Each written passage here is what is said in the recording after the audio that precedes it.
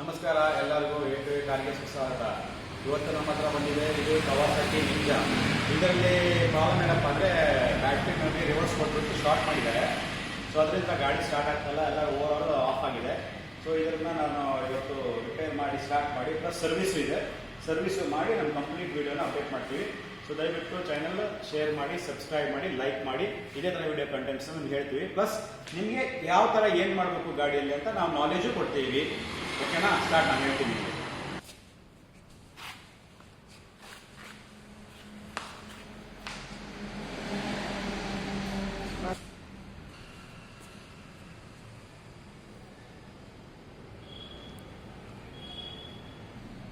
So ನೋಡಿ, ಇದರಲ್ಲಿ ಒಂದು ಈ ಥರ ರಿಲೇ ಬರುತ್ತೆ.